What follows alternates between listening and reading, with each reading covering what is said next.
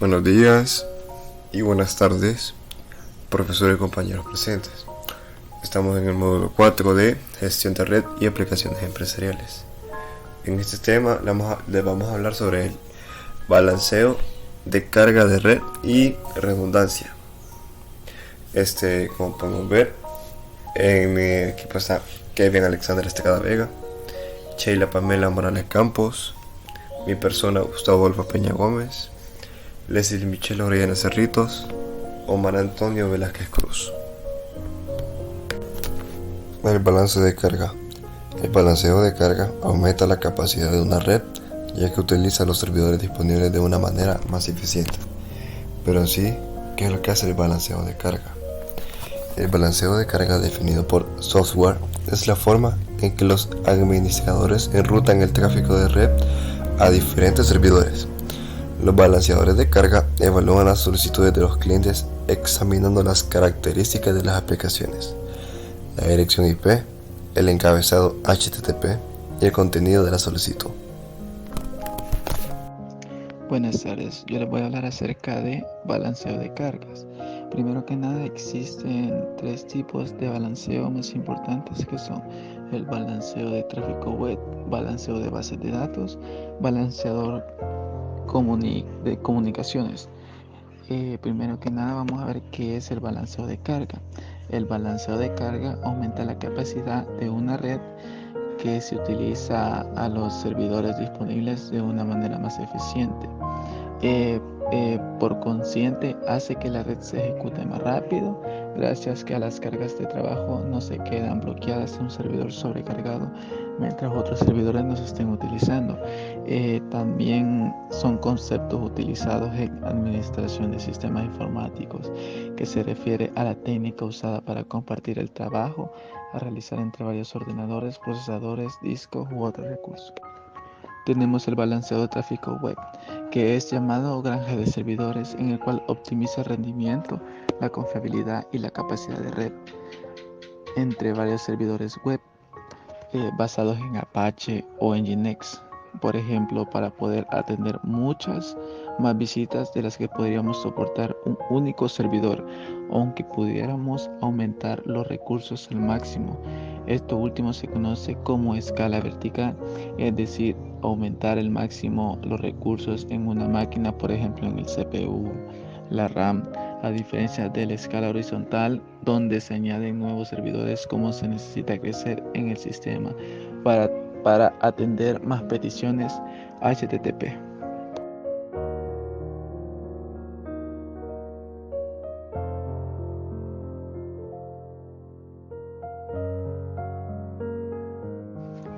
Bueno, tenemos el balanceo de bases de datos. Esto aumenta la capacidad de una red, ya que utilizan los servidores disponibles de una manera más eficiente. Por consiguiente, hace que la red ejecute más rápido, gracias que las cargas de trabajo que se quedan bloqueadas en un servidor sobrecargado mientras otros servidores no se están utilizando. También consiste en aumentar el número de registros de la clase con menor frecuencia, que la base de datos tenga un número equilibrado entre la clase de la variable objetivo.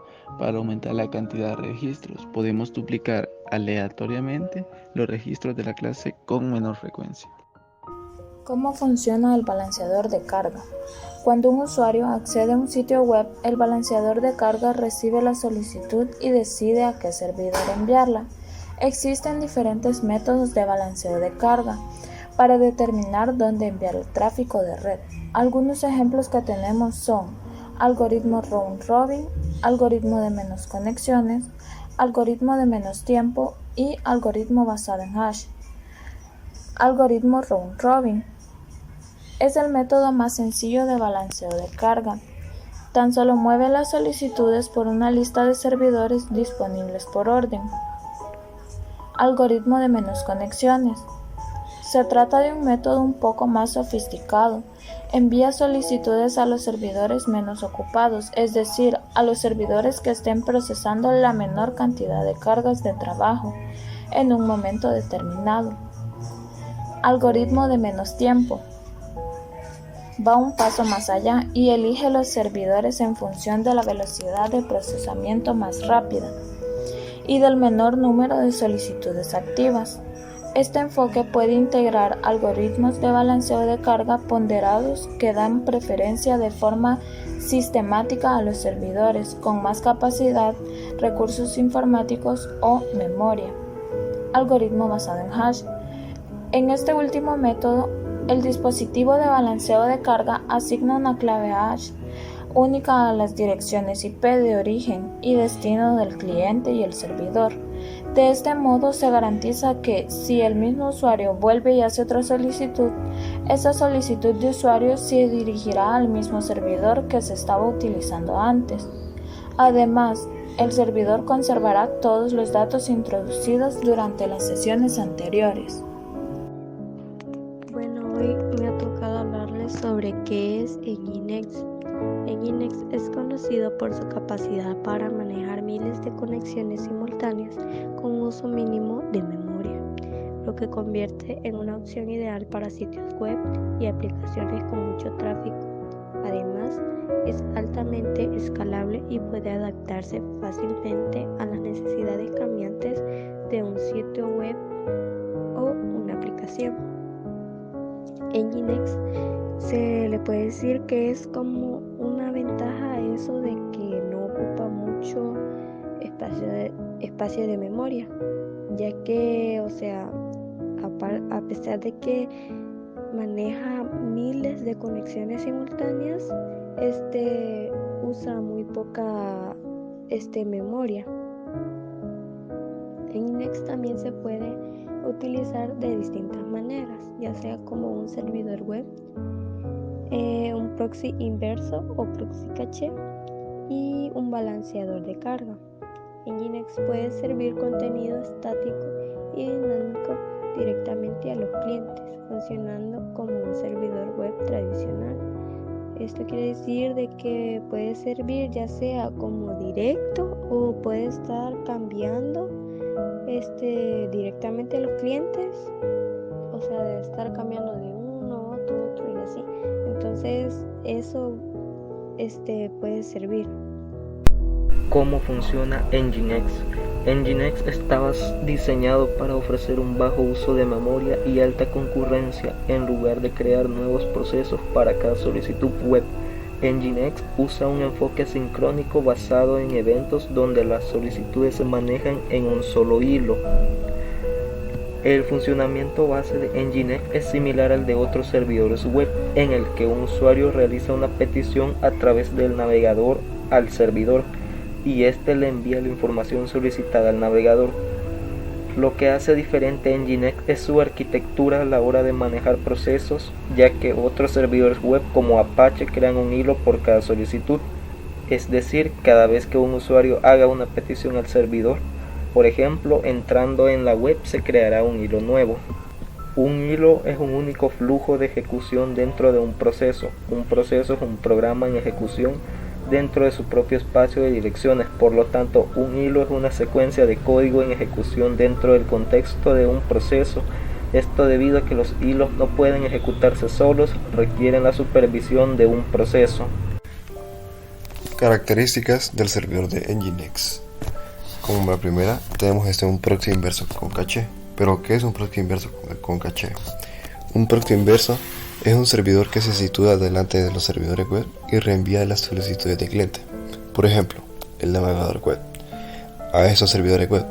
Los proxy inversos suelen implementarse para ayudar a aumentar la seguridad, el rendimiento y la fiabilidad de un servidor. Pero un proxy inverso con caché ofrece una función con la que se pueden guardar las respuestas del servidor de manera temporal. Este caché hace que el servidor proxy sea capaz de responder por sí mismo de manera parcial o total a las peticiones recurrentes. La siguiente característica es lo de IPv6. La IPv6 suele utilizarse en situaciones en las que las direcciones IPv4 empiezan a escanear, como en grandes redes empresariales y puntos de acceso Wi-Fi públicos. También puede utilizarse para dar soporte a nuevas aplicaciones que requieren un mayor espacio de direcciones o funciones de seguridad mejoradas. La siguiente característica es la de que ya habíamos explicado de antes, lo del balanceo de carga. Y soporte de Fast CGI con almacenamiento en caché. El soporte de Fast CGI es un protocolo para interconectar programas interactivos con un servidor web. Lo de WebSockets. Las WebSockets es una tecnología avanzada que hace posible abrir una sesión de comunicación interactiva entre el navegador del usuario y un servidor. La siguiente característica es el manejo de archivos estáticos, archivos de índice y autoindexación. Y los siguientes protocolos, que es TLS, SSL con SNI. La seguridad de capa de transporte, en inglés Transport Layer Security o TLC, y su antecesor Secure Sockets Layer SSL, en español quiere decir capa de puertos seguros. Son protocolos criptográficos que proporcionan comunicaciones seguras por una red, comúnmente Internet.